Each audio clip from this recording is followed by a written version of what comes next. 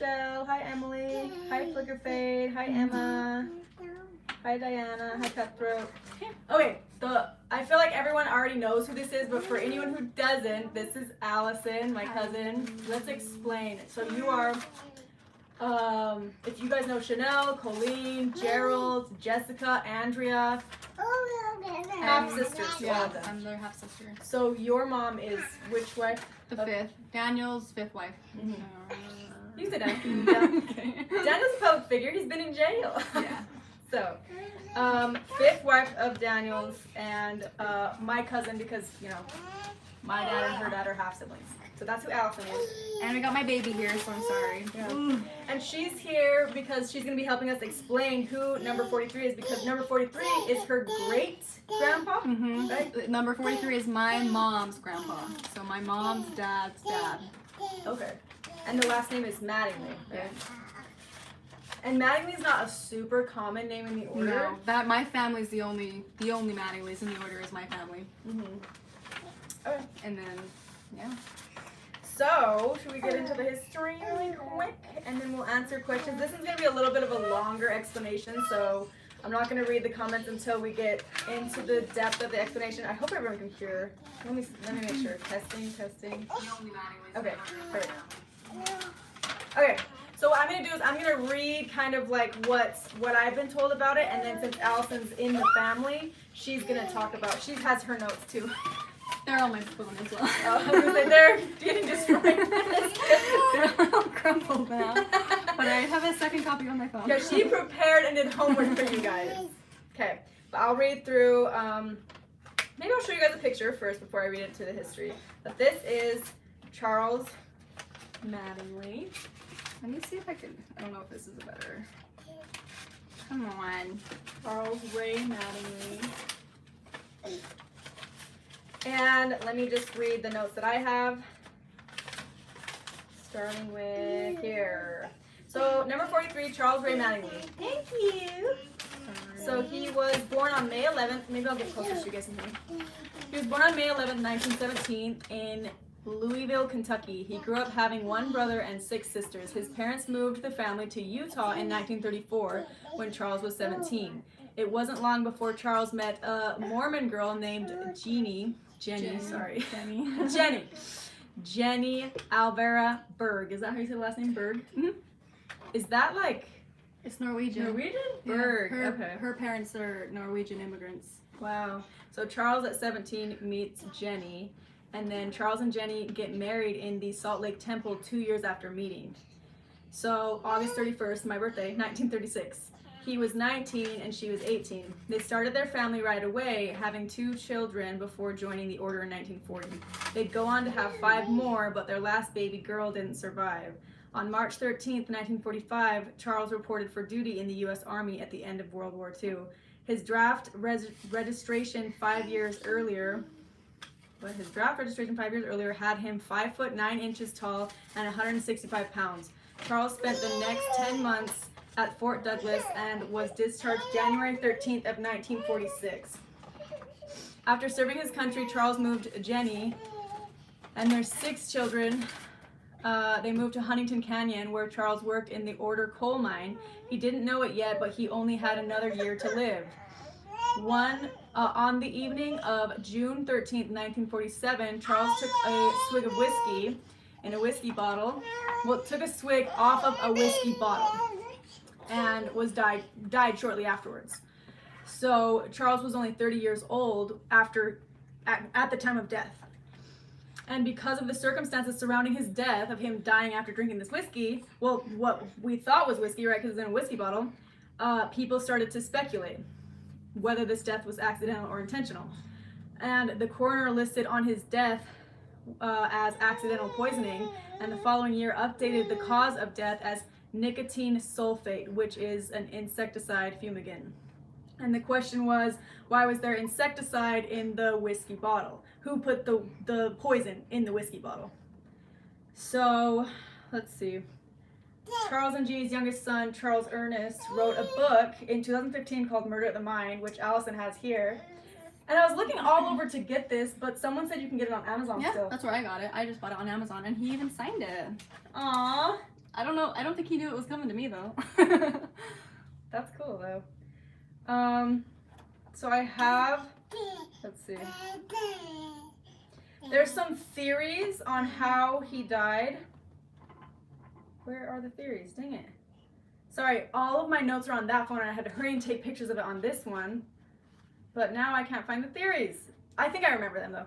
So basically one of the theories of the death was there was an accident that happened at the mine. What was that thing called that he was in charge of? It was, oh gosh.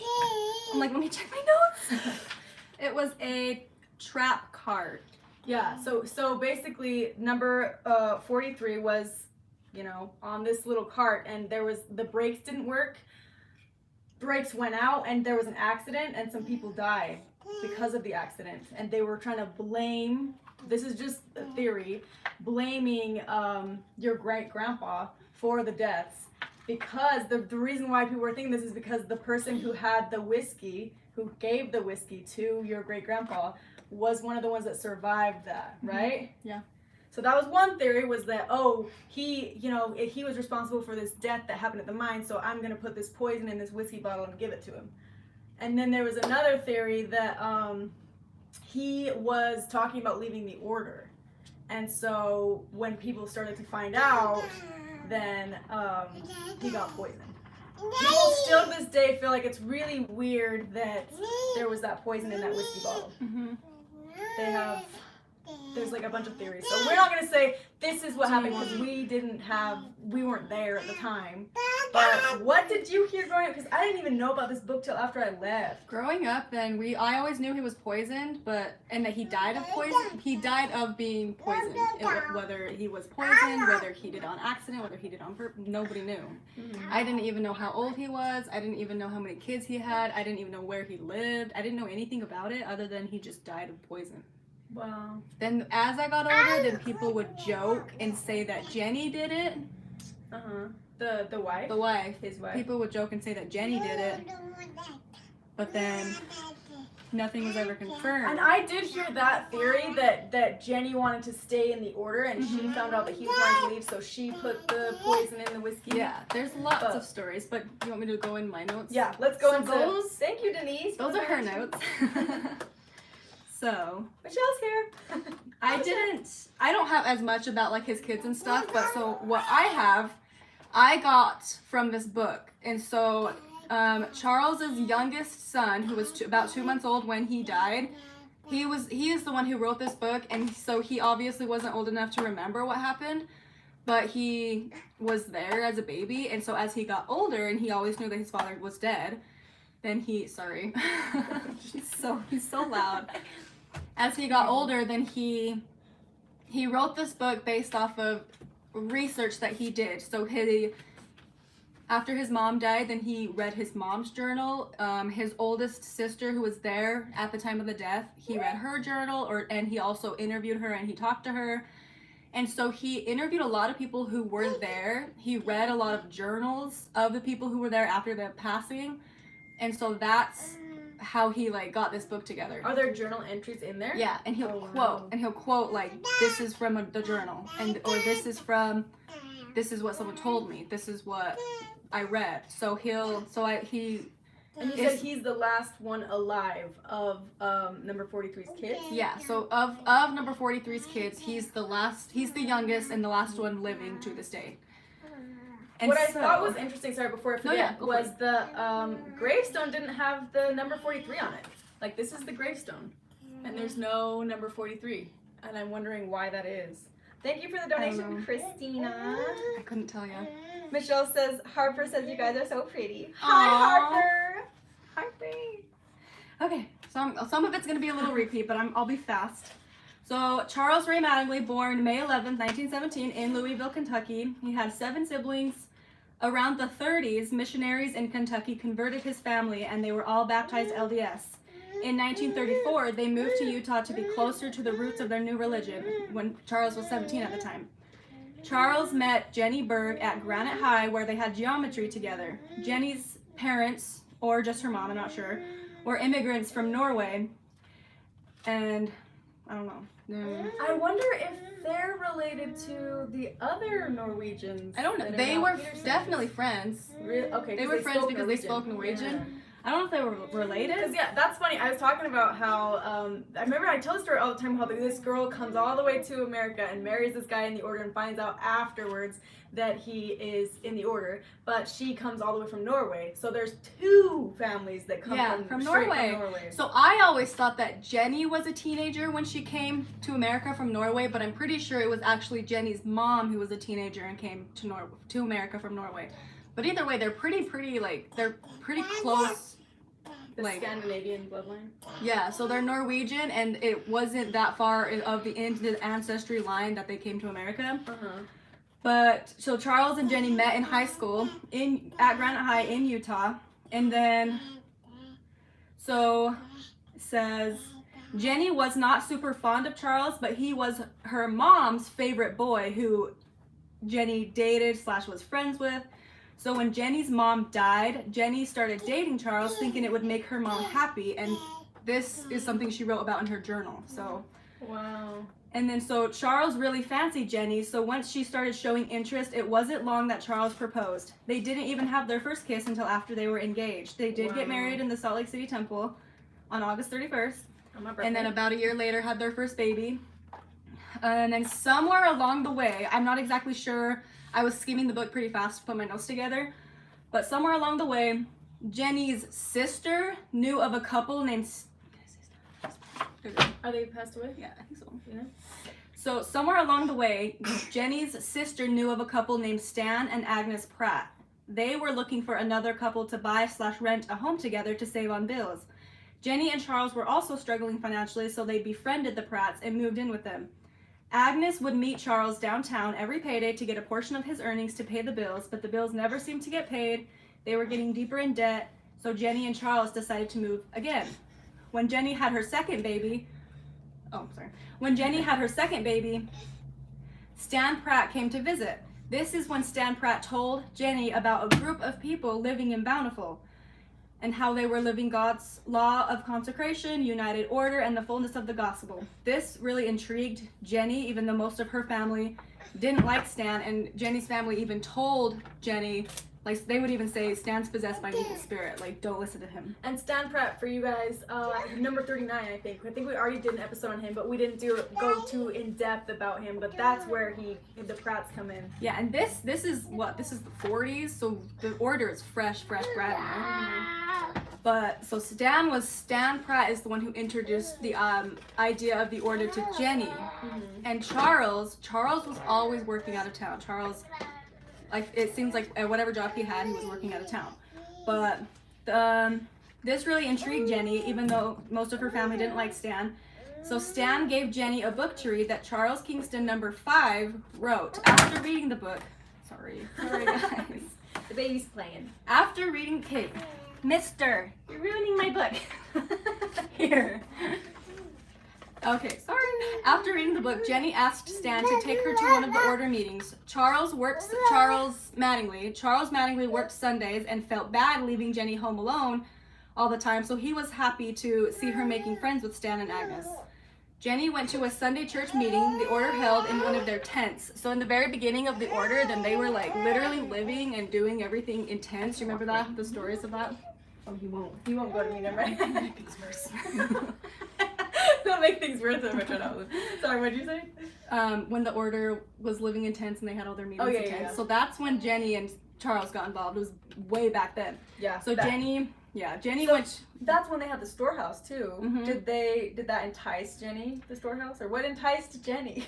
She was, so it kind of talks about it. Jenny was very, very intrigued, and Jenny really did believe that these were some of the most humble people she had ever met, because in that meeting, so they Jenny went to a church meeting in the tents, and she met Elvin Kingston, the person who started the order. She met Charles Kingston, and that's where they kind of talked about, just from like her journal entries, because they invited her to stay for dinner, but she felt bad staying for dinner because in the meeting then they just talked about how everything they had to give up. and everything they were sacrificing and everything they were doing for the Lord. So in Jenny's eyes, she saw them as some of the most humble people. She really, really respected them. They were so kind. They were so generous. They were so, you know, just like really, really nice people. And so she was all about that. She loved that. That was the type of people that they were. And so Jenny declined staying for dinner. But before she left,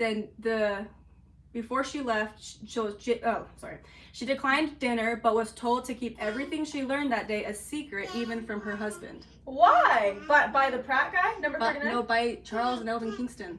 What? Yeah, so Jenny went to the church meeting. She was offered to stay for dinner. She didn't want to stay for dinner because she felt bad because she just learned about these people who were giving so much up. Yeah. So she did not stay for dinner, but they told her, keep everything a secret, even from your husband. Because it's the Lord's work, or what's the reason? I don't know. Maybe it says in the book, but this is like stuff that she wrote about in her journal. So this is the diary entry. These are her diary of entries. Number 43's wife. Yeah. So she didn't tell her husband? No. She told him that she was going to church meetings and with Stan and Agnes, but that was it. Wow. And Charles didn't really question her because he was working. He's like, whatever, you're friends with them, you're hanging out with your friends. I don't care. And she didn't tell him like the details of everything. But when Jenny was having her third child, there were complications with the birth, and she asked Charles to tell Stan and Agnes to tell the Kingstons to pray for her. So that's how much she believed in the Kingstons. Wow. So Jenny eventually asked Stan if he could arrange a meeting for her and Charles to meet with Charles Kingston and Eldon Kingston. In 1942, both Jenny and Charles were convinced to sign a document to join the co-op, but had to wait to be voted in at the New Year's meeting. It says that they spent the entire year trying to prove their worth to be a part of God's group, but Charles worked out of town in Wendover, Utah. So I don't really understand the details of what the document they signed was or what the meeting was like that they went to, but it just says that they were convinced to sign a paper and that they spent the time before the New Year's meeting proving that they were worthy, but Jenny was living near them and Charles was working out of town. Weird. So Jenny was it was just Jenny associating with them. What was he doing in Wendover? He was just working. I don't know. He did a lot of different things. He was like a bus driver. He was gambling. Yeah. He was a bus driver. Did a bunch of different things. Like it talks about it in the book, but Wendover's for those of you that aren't from Utah, Wendover is like right on the border. So gambling is illegal in Utah. So everyone who likes gambling goes to Wendover, which is right on the border of Nevada and Utah. So a lot of order members, you will see them there. That's what the joke was. It's not funny. But one day, Jenny helped Stan and Agnes clean and prepare for Stan's sister to visit. They offered to pay her, but Jenny insisted that they just turn that money into the order. So that was the start of Jenny and Charles having a financial statement with the order. Was that money that they turned in that they wanted to pay her? And they started a statement for her? Yeah. She said, no, just turn that money in. She didn't want to take the money. So they turned it in under hers and Charles's name. And that was the beginning of them having a statement. Wow. And so the New Year's meeting came, and Charles went alone because Jenny had just given birth to their fourth child, I think. And they were voted into the co-op, and Charles was given the number 43 right then and there.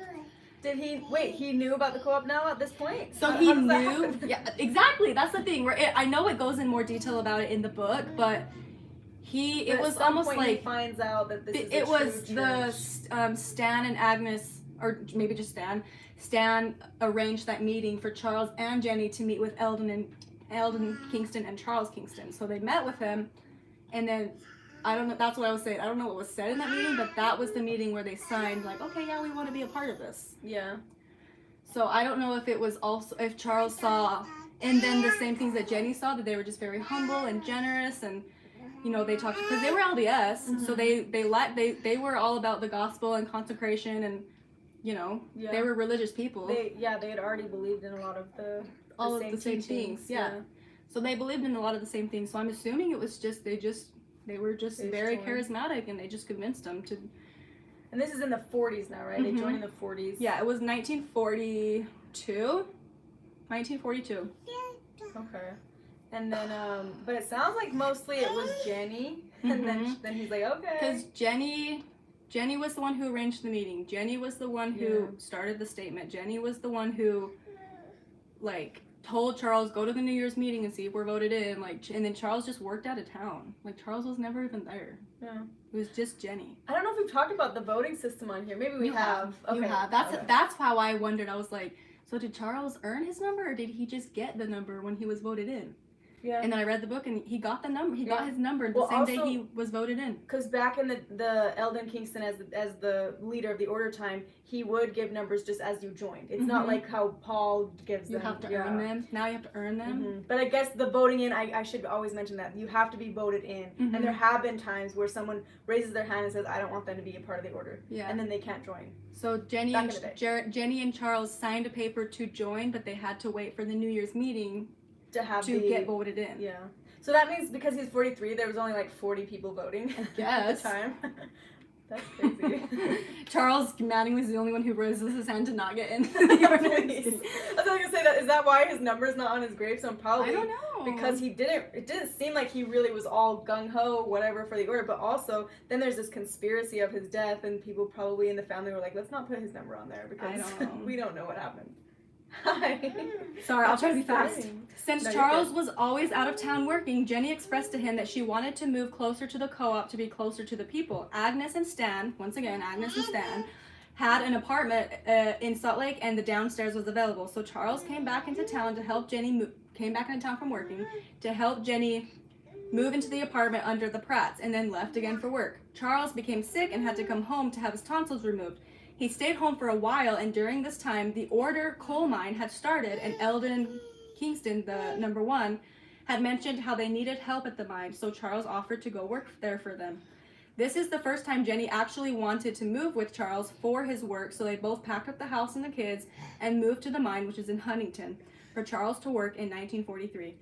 Jenny was pregnant again, and Charles did not want his pregnant wife living at the mine because the conditions it wasn't very good conditions up there, so they asked Eldon if Jenny could move back to Salt Lake City while Charles stayed. And so Charles packed Jenny up, and Eldon drove her back to Salt Lake City. And Jenny writes about this car ride in her journal and says, on this car ride, Eldon was asking about her relationship with Charles and how they were getting along. Jenny didn't really tell him and avoided the questions. And Eldon mentioned to her that he didn't think Charles treated her well. Eldon said that? Yeah, on the car ride back to Salt Lake City, because Charles didn't want his pregnant wife living at the mine. And Eldon was kind of trying to get her to talk about her marriage with Eldon, and then she wasn't really answering his questions. And Eldon mentioned to Jenny that he didn't think Charles treated her well. The leader of the order said that? Yeah. I wonder why. Is there any reason why? Maybe he was trying to get Afton to marry her? Afton? Wait. You mean Agnes or something? What's his name? Stan? Who's Afton? Someone in order history, I swear. I'm getting it all confused. Yeah. So Charles would visit when he was off of work, and when Jenny was ready to give birth, Charles came back to Salt Lake City to live with her as she welcomed her 5th kid, I think. We don't know. Right after this birth, Charles was drafted into the army. This was during World War II, and Charles shipped out in March of 1945. He came home January of 1946. This time around, the order had a farm in Saratoga Springs that Charles was offered a job there and was happy to go out and help. Jenny and Charles moved to Saratoga Springs in the spring of 1946. Charles and Jenny were sharing the home with another order couple. Jenny wrote about in her journal how the couple they were living with was extremely abusive towards each other and their own kids. One day, Jenny said something to upset the other husband, and he hit her in the stomach. What? And yeah. And he hit her, and then so after this they left the home and told Eldon that they would not be living there anymore, and they told Eldon why. And Eldon was upset that Charles already agreed to work on the farm and that he would be leaving them with no hope. So Eldon was mad about Charles leaving, not mad about Jenny getting hit. What the heck? I've never heard that part of the story. I know. This is just from her journals, like random things from her journals. Yeah. Guys. That's crazy. Okay, but since they refused to stay there, then Charles instead went back to work at the mine. In March of 1947, then there was an accident. There was an accident at the mine. There was a skip trap used to haul tools that 4 men decided to ride on, even though it was against the safety rules. The brakes failed and the cable broke. 1 guy lost his arm, 1 guy was killed, and the other 2 were left seriously injured but did heal from their injuries eventually. Charles was the one at the top. Charles Mattingly was number 43. Was the one at the top controlling the lines when the accident happened, but he was just on the controls, and the brakes on the actual cart is what failed. And so one of the guys who was injured but survived, we will call him Wilbur. I think that he calls him Wilbur in the book. Wilbert survived, but Wilbur always blamed Charles for what happened. It was rumored that Wilbur swore to one day get even with him. Fast forward 2 months, in May of 1947, it is said that Charles went to Logan to visit his sister and talked to her about threatening Jenny with a divorce and taking the kids if she did not leave the co-op and come with him. When he came back home from visiting his sister, he had that conversation with Jenny, and Jenny went to the leaders in distraught and talked to Charles Kingston, number 5, about the divorce. Charles Kingston, number 5, told Jenny that he would take care of it and her husband would not divorce her. A few days went by when Wilbert, remember him? Wilbert, the one who survived the accident, Wilbert came, and they were neighbors, so they were living at the mine. Wilbert was Charles's neighbor. Wilbert came to Charles and Jenny's home and asked Charles if he could milk a cow for him while he went away to Salt Lake. Charles didn't think he would be able to because he was sick. So Wilbert told Charles that he had some whiskey in a bottle in his cupboard and that if he mixed a little of it with some water, then it would help with the congestion. Charles was hesitant because he told Wilbert that he didn't drink, but Wilbert assured him it was fine because it was just for medicinal purposes. Wilbert lived just below Charles and Jenny on the hill, so Charles agreed to milk his cow for him, so when the time came, then he did go down to Wilbert's house, got the bottle he described, and drank some. Just a few minutes later, after he drank from the bottle, then Jenny heard blood-curdling screams from outside. She ran out and saw Charles leaning over the steps of Wilbert's home, and it looked like he was trying to make himself throw up. Jenny ran for some help, but their oldest daughter ran to Charles, and she sat with her dad's head in her lap, and he yelled, "I have been poisoned. My little pumpkin, I have been poisoned." And this is what the daughter wrote in her journal. So he knew instantly it was poison? He instantly knew, and he told her. So that's what he said. So Jenny ran for help, but their oldest daughter ran to Charles, sat with his head in her lap, and he yelled, "I've been poisoned, I've been poisoned." Help came, but it was an 11-mile drive down to the hospital, down the mountain to the hospital. Once Charles arrived, he was pronounced dead on scene. Jenny was there, and she just started screaming, crying, "What have I done? What have I done?" And she said, "What have I done?" Yeah, she was screaming, no, what have I done? What have I done? There was a whole investigation. They interviewed everyone there. They did an autopsy, and it showed that it was black leaf nicotine sulfate that killed Charles, and it was not whiskey in that bottle. It was black leaf nicotine sulfate. Was this whiskey bottle his? This was Wilbert's whiskey bottle. It was Wilbert's. Okay. So Wilbert said, "Will you milk my cow?" Charles said, "No, I'm sick." Wilbert said, "I have some whiskey for medicinal purposes in my cupboard in this bottle. Go take some and you'll be fine." And so Charles said, "Okay, I'll milk your cow." And so he went to go get the whiskey, drank the whiskey, minutes later, died. Minutes later, died. Okay, I did not hear this version of it at all. Yeah, and so... Oh. I should plug this in. We're probably good for a little bit. Okay, I have like 1 cent left. It was not whiskey that was in the bottle. Detectives came and interviewed everyone, and the cause of death was determined as accidental poisoning. Charles died at the age of 30. Wow. Does anyone know why the wife was saying, "What have I done"? That's probably why people started to conspire that it could have been something to do with her. Maybe it was just a thing of like, why did I agree to let Charles milk this cow? Or join the order. But so that's the thing. And so this thing that's so frustrating with this story is all of this is theories. And even in Charlie's book that he wrote, then after all this research and all of these journals that he read, then he still does not really know what happened. Because he talked to a whole bunch of people who were there and who do remember what happened.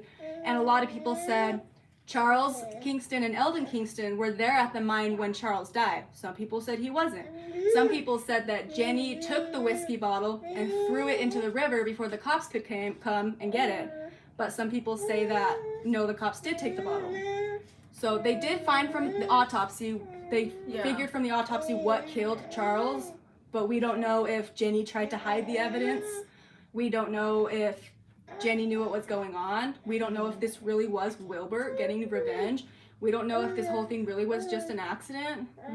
We don't know. Yeah, because I even What do heard you someone. think? Yeah, someone in the order said they're like, no, it was that he went over to someone's house and just chugged some of their whiskey, not realizing that they keep their poison in a whiskey bottle. No, Wilbert said, "Oh, you're sick? Well, I have whiskey in this cupboard in this bottle. If you mix them with water, it'll help with the congestion." So then Charles was like, "Okay, I'll do that." Really? So he did Yeah, that. I heard so many stories too of like, I don't want to throw these claims out there because I don't know if they're true, and I don't want to like accuse your great grandpa of these things. But someone in the order said that he was an alcoholic. No, he was LDS, and so he, like, as much as he was an order member, he always truly believed in his LDS teachings. Yeah. And so when he wanted to leave the order, then he was like, he wanted to go back to his normal LDS life. Yeah. Before the order happened. And so I almost wonder when they signed the papers to join the order, if he didn't see it as joining a new religion, but just kind of saw it as joining like a community. Because it was the Great Depression and they did struggle financially. Then this community did have people who were willing to give him a job, who were willing to give him a place to stay. So I wonder if he just didn't really see it as a religion, because he always truly believed in his LDS, standards. So he was not an alcoholic. And like I said, it is all still theories, but I believe the details of Charlie's book just because he did the research and he read the journals. Yeah. Of Jenny, of his older sister, who her dad died in her lap, of what he said to her as he was dying. Wow. Was that he had been poisoned. I'm glad I got to hear all of this because I was just confused. I was like, I have no idea why there was a whole book made about this. So it's obviously a big deal, but I think that the order kind of like brushed off the story. And that's the thing that's so frustrating is, so Charles, oh yeah, and do you want to know what happened to Jenny after Charles died? You remember Stan and Agnes? Jenny, the one that converted Jenny to the order? Stan Pratt, who converted Jenny to come to the first meeting. Jenny married Stan Pratt after her husband died. And she had more kids with him. And so of Jenny's and Charles's children that they had together, only 2 stayed. 1 girl, 1 boy, and the boy just happened to be my grandpa. And that's why I was in the order. Wow. So. And then the rest of the kids took the Pratt name. The ones that she had with the Pratt. The ones that she had with Stan Pratt did take the last name Pratt, but the other Mattinglys left. Wow. They left. And I want to say a lot of the Mattingly kids who left, they believed that their father was killed by this group. Wow. Well, yeah, because it's a really weird story. So I kind of want to hear what you guys are thinking about. I know. Of the kids who were actually there when it happened, they up and left the order because they always believed that their dad was killed. So. What is Flicker Paint saying? Oh, he's having a conversation. Yeah, I have a feeling Jenny embellished a bit for her diary. You think? What do you mean? She embellished a bit? What do you mean? Maybe embellished some of the stories. Like some of the stories she wrote wasn't true? I don't know. Will you clarify, Flicker Fade? And fun fact, my birth name is Jenny, and I was named after Jenny. So when I got adopted, I chose to have Jenny removed because you don't like this story. I don't like her. After hearing that it's her fault that Charles is dead, it's her fault. Everything is her. I'm like, no, nothing. Flicker Fade's saying he's like, she probably embellished a lot in the diary. She's like saying a lot of what he said while he was dying. Wait, clarify what you're saying, because I think I'm laughing at something that you're not meaning. I think I'm laughing at something that's not funny. Let me go to the comments. I know, I'm curious. What do you guys think happened? Michelle says, thank you, Allison, for speaking on this. Yes. I was like, I never knew this story until I left the order, and my great uncle who wrote the book, reached out to me and told me what he found. And that's why we're here, because like I didn't even know till like years after I left. And this is all history that kind of is like hidden from us. Yeah, and so you Mattinglys, this is the family history of the order. Yeah.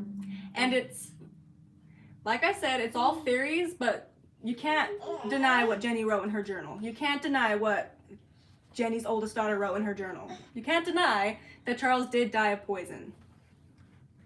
Yeah, Rochelle's like, God knows what else went on at that mine, all these crazy stories. Oh, yeah. I mean, you guys heard, too, about how we got the mine taken away. And remember we had to meditate and pray to get the mine back because it was a cash-flowing business that was making a lot of money. And so they prayed to get it back. But it was really because, well, what I had heard is because they weren't up to code on, like, protecting their workers. And so outsider workers at the mine got upset at the order for the, like, basically inhumane ways they were working. Someone says My Little Pumpkin. Yeah, that's what he would call his oldest daughter, was Pumpkin. Definitely paid off because there's no way to spin that as an accident, allegedly.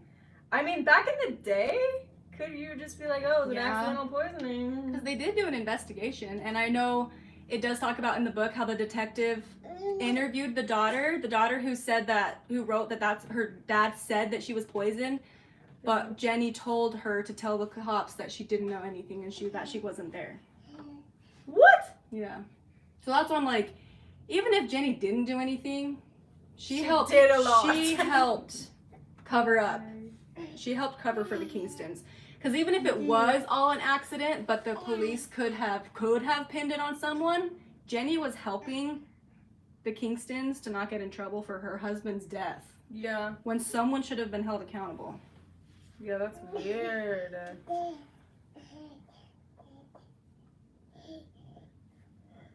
Why is it in my head all I see in the story is her saying, I'm so excited? Because that... Okay, that's funny. Emma Wood, why is it in my head all I see in the story is her saying, I'm sold, sign me up. I swear that's how it was. Sold. Jenny was just... No, I feel like back then, though, too, hearing how a lot of people joined, back at that Great Depression time, it was almost like they needed something to believe in. They needed something to believe in, and then they needed the financial help. But then there was also a big boom of cults. Like Krishnaventa, like his cult was ripe at that time, too. And then Marilyn Monroe. Someone, Susie Rainwater says, I really don't care about these people that lived so long ago, but I would like your opinion on what you think about Chad and Lori Daybell. First of all, I don't know who Chad and Lori Daybell is. And this is our family and our channel. But I'm like, every single Sunday, then it's an old person that we're talking about. Are you surprised? She's been doing the same thing for 43 weeks. Yeah. I did watch that documentary, though, the Chad and Lori Daybell one, and it's really sad. I did... Sorry, Arkeito said, I'm so embarrassed, but who is Amanda's guest? So for anyone who's joining later, this is my cousin Allison. She has a 3-part episode on my channel, or 2-part? I think it's a 2 or 3-part. If you go Amanda Ray, Allison's story, but she is Daniel Kingston's daughter from the 5th wife. So she's half sisters to Jessica and Andrea and Chanel and Colleen and Gerald, half siblings. I left the order 7 years ago. Wow. Yeah, because you were a minor. Mm-hmm. Yeah. If you want to hear more about that story, then yeah, go watch it. I know I've had a lot of people be like, Amanda, why don't you talk about like true crime and da-da-da. It's like, because no one's talking about this. Yeah. So we're going to talk about it. Maybe in the future when I get through all the numbers, then we can talk about. There's a lot of numbers, so. Yeah, there is. Eskel's here. Hi, Eskel. Sorry, I'm trying to catch up on comments too. Hey, everyone. Who is this again? This is Allison. He probably wasn't saying anything other than blarga garga garga. He laughed so hard because I'm wondering if Flickerfade is meaning like if Flickerfade doesn't believe that he had these talks. Oh, that he was actually able to. I don't know. That's maybe. So his oldest daughter, she was probably 10. So she wasn't like an adult, so maybe she just said that he said that and he really didn't. I don't know. But that's that's the story that she would tell. And that's the memory that she had of her dad's death. But she was a young child when he died. So maybe he was just going arr, arr, arr, and she thought that's what he said. She's like, what are you saying? You called me buddy? I guess it's not funny. I'm just kidding. It's not funny, but it's also like we don't know the truth because we weren't there at the time, but this is the closest to the truth we can get. Yeah. You can't go and be there at the time that it happened. And I think even Charlie, the one who wrote the book, he was 2 months old when his dad died, and I can see the frustration even in him because he's like, I'll never really know what happened to my dad. But someone asked who was his oldest daughter. It says in the book her name's Rosie. Her name was Rosie Mattingly. and she grew up in the order, but then she left long before I was ever born. So I never met her, and I'm pretty sure she died before I left the order. Wow. So she's old and gone. Wow. Yeah. But That's crazy. I was trying to hold back my laugh with your joke that you were saying he's the only one that doesn't want to join. And Cutthroat said something, and I was like holding back because what did he say? She was like, laughing at the fact that you were saying, he's the only one that not wanting to join. They're like, put your hand down, like no one cares. You're a part of the order now. But yeah, that's the thing is like if one person votes, then y'all are out. But yeah, Cutthroat, I was like trying so hard not to laugh at your comment because she was like talking about serious stuff. I'm like, I know, but I'm like, I really don't. It's okay? so hard to know if what was Charles and Jenny told that made them so enticed to join the order. Who knows? Yeah. What the order was 80 years ago is not what it is today. Oh yeah, it's way different. But it's also weird that I keep thinking about how they told her, Jenny, not to tell him what was happening in the meeting. Maybe they said it in a way where like we want him to come and hear it from us. We want him to come and experience it. And so that's how they got her to not tell him.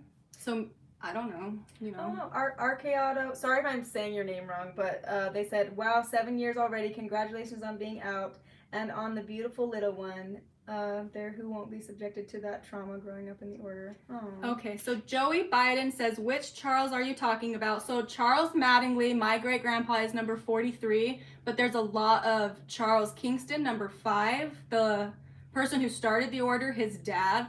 We talk a lot about him in the story. So there's 2 Charleses. Charles Kingston, number 5, and Charles Mattingly, number 43. Yep. So Charles Mattingly is number 43. And if you want to learn more about the story that we're talking about, apparently this book, Murder at the Mine, is on Amazon if you want to. And it does talk about more after his death. What happened to Jenny. Did we already say? She married Stan. Yeah. It talks about, his funeral, the kind of limbo when Jenny was a new widow. So this is on Amazon. It's Murder at the Mine by E Mattingly. So you guys can go read it if you want. What? I totally forgot. Okay, so you're reminding me, Rochelle, because you're responding to Cutthroat saying, yes, Allison's mom and Jessica and Andrea's mom are sisters, both married to Daniel. Jessica wanted to FaceTime for this, but she also will probably be at the next one to FaceTime. Because you guys are both married. Jessica, so the next one, number 44, is, you know how I said Charles Mattingly had one son and one daughter who stayed? Number 44 is his son who stayed, my grandpa. So Jessica would know more about him because she was a lot older when he died. So she'd know more stories. I was having thoughts of like going to visit her, but then I'm like, if I go here, we can go 2 in a row, and then we'll just have her FaceTime. So next week, either the option was to FaceTime her or have her give me a bunch of notes because I don't know how busy she's going to be next week. But so stay tuned for Jessica joining next week and giving her input. But also that is a very good point that we forgot to mention. Jessica's mom and your mom are also sisters. Yeah. So like sisters and same dad. Sister wives. So Jessica is my cousin on my mom's side, but my sister on my dad's side. So we're super related. And so Charles Ray Mattingly is also Jessica and Andrea's great-grandpa, too. Like, he's both of all of our great-grandpas. Sorry, the reason I'm going like this is because I've told you guys this so many times, but a lot of the times when they live polygamy, they just end up going for the next sister and the next sister. My dad, so the same thing. First wife's kids are my cousins, because there's my mom's sister that married my dad, but then they're also my brothers and sisters because they have the same dad. Yeah, so like on a DNA test, some of it would show up that you guys are actually siblings, right? Oh yeah, so it's weird. I tell a story a lot about how me, Eskel, and one of the first wife's sons. So me, Eskel, full brother and sister, and then half brother, all took a DNA test, and it showed up that me and Eskel were cousins, and me and my half brother were full siblings. And it must be that me and the half brother got more of like my dad's genes, and maybe Eskel got more of my mom's, something like that. But yeah, it's weird to think that you can have like 30 siblings and some of them are more related. Yeah, are more related than your own like physical siblings. That is crazy. So Jessica and Andrea, they're my sisters on my dad's side and my cousins on my mom's side. You guys should do a DNA test. I would love to do that, especially knowing that we're like so close immigrants to Norway, and then I want to know more about like my Norwegian roots. Yeah. Mine came back as some Scandinavian. Yeah? So I feel like yours would definitely come back as a lot of Scandinavian. That's exciting. So I like a little bit of Irish. So I like to say that I'm a Viking. Because I am. I'd like to bear my testimony. I would like to bear my testimony that I am a Viking. Michelle, we are all brothers and sisters. Okay, Afton is Michelle's relative. That's where that was coming from. I saw her say that. Where is my boy Eskel? Okay, I think Eskel already went live. Yeah. You did. Eskel went live, and then now it's me, and then I think Leah's going after. But, cool story though, huh?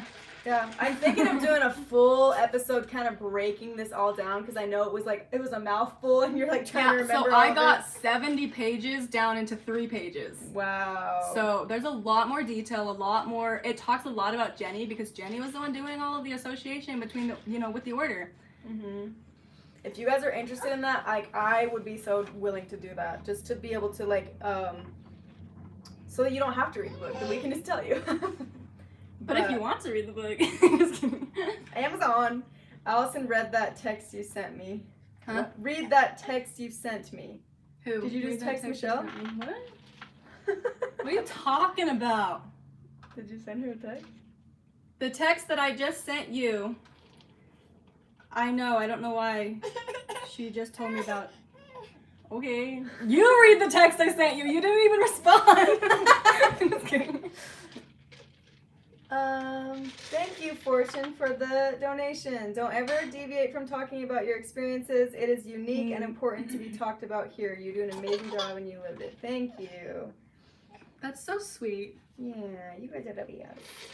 You guys say the nicest things to Amanda. I know. The Culty crew is my favorite.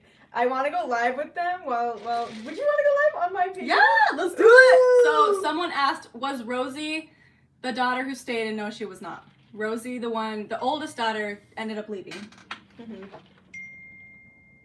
Wait, then how old was the young one that stayed? Because you said a boy and a girl stayed in the order. How old is the girl? It says in the book, and it says in the book, Alice Christensen. It says right in the book, has since passed. She's passed. She's dead. And she's in the book. And she's in the book as Alice Christensen. Yeah, she's the one who stayed, and it says in the book what order they were born. I believe Alice was. Oh yeah. Okay, I remember. I told this story I think on one of my videos. She would work at the school at Ensign, and she would worked with the special ed kids. In Ensign? There wasn't special ed in Ensign. There should have been. They called it resource. Ensign? Yeah. I never knew this. That's because you weren't special. How come I didn't know? But no, I have a funny story about her.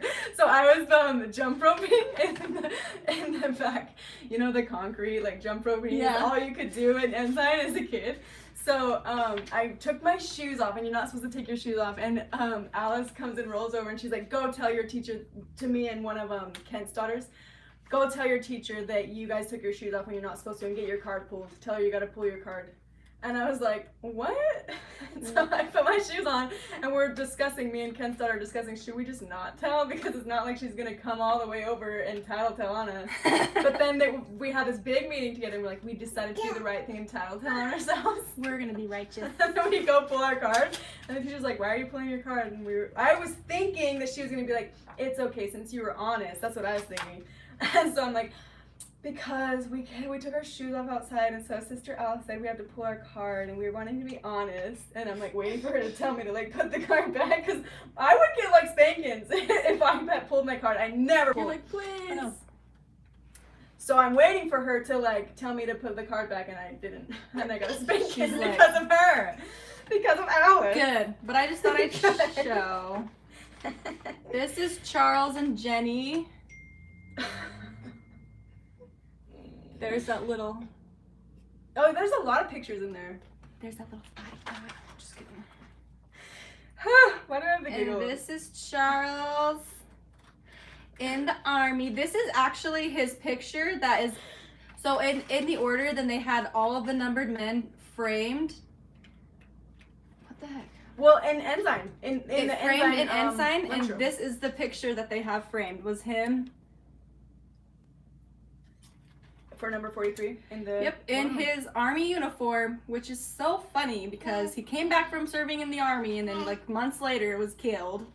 How long was he serving again? He served for about 10 months, so he was gone for 10 months. I don't know how long he served. I don't know if serving is the right word, but he was drafted, and then he was actually gone in fighting in World War II for 10 months. Wow. 10 months, and then came back and was killed by the order. Survived the war, but lost the battle. Lost the battle. Aw, that is sad to think about. He was only it was a month after his 30th birthday. It is crazy to think how much life he lived though, at only being 30. Like how many kids he had. He had like 6 kids. He had a lot of kids. All the different things that he had done. Yeah. That's crazy. So interesting. But yeah, stay tuned. I think this month we'll probably come out with a more like diving deeper with that. Talk more about Jenny. Yeah, talk about Jenny. Jenny. And, if you guys want, we can go live on Patreon and we'll just talk about whatever. And the baby can say hi. Say hi. Hi, Amanda writes, happy birthday! I've been depressed the last few days. Every birthday, I get this little weird depression right before it. I'm like, I'm a year older. What am I doing with my life? So, Amanda, it makes me feel glad that someone else, like, I'm sad that you're feeling it, but I'm glad that I'm not alone in feeling it. Sorry if that sounds bad. But I hope that you have a good birthday. And I get that feeling like every year. I don't know if that's the feeling you're feeling is like another year, like another, you know. But like the older I get, do you get that feeling? Like not that I'm getting older, but it's hard because I sit waiting for someone in my family to text me happy birthday, and nobody does. So I get depressed about that. But yeah, yeah. My mom tries to tell me happy birthday. Some of them do. Some of them will actually text a couple days later. Some of them text that night. But it's just so frustrating because every year I think I won't care, and then spend the entire day like looking at my phone waiting for my mom or someone to tell me happy birthday.